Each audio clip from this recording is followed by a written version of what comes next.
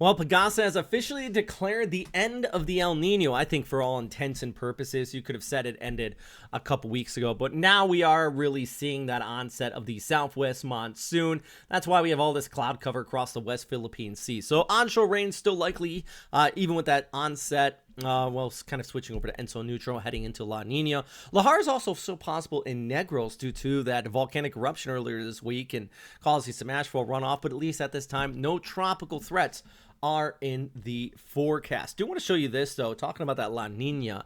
Yeah, you can see kind of those sea surface temperatures really warming up in the Western Pacific compared to the Eastern Pacific over the past 2 months. This is classic Enso neutral changing over toward La Nina. So we're seeing this in a physical form out there, and this also enhances precipitation in the Western Pacific too. Now it does increase shear just a bit, so this reduces the threat of tropical systems, but any systems that do develop and you get those right atmospheric conditions will have plenty warmer water and warmer moisture to deal with. So in the long-term forecast, we're of course always keeping an eye on it. Statistically or climatologically, latter part of June, we typically have a storm, but at least at this time, it looks like we're not seeing a lot out there. I have another update on that volcanic eruption, by the way. Just want to go back to that real quick. High resolution guidance still shows rain in Negros and even over towards parts of Cebu, but really on the west coast, not in the east coast where the city is. So where you had that ashfall, you still could be seeing some impacts. Let's take a look at the broader picture, though, and you continue to deal with that southwest monsoonal flow out here coming in and really just pushing across northwestern Luzon, parts of Palawan, but no organized circulation by any means to speak of. We do have a tropical wave south of Guam, a tropical wave. That's the key takeaway, and I'll show you more on that in just a second.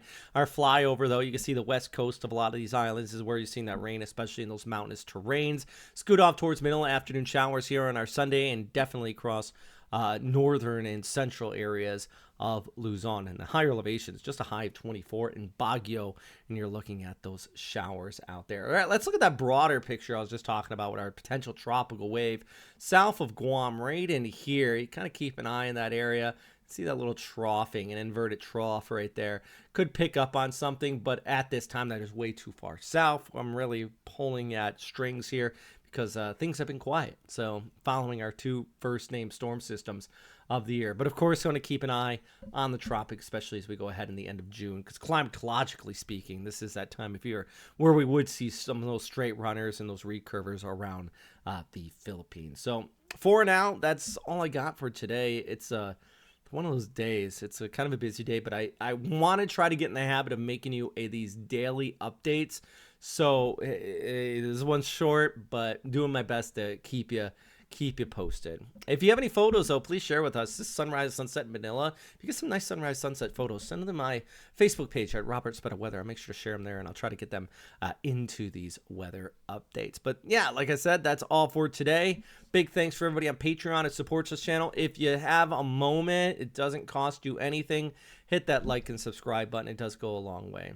All right, that's all. Stay safe out there, and I hope you have a wonderful day wherever you are watching.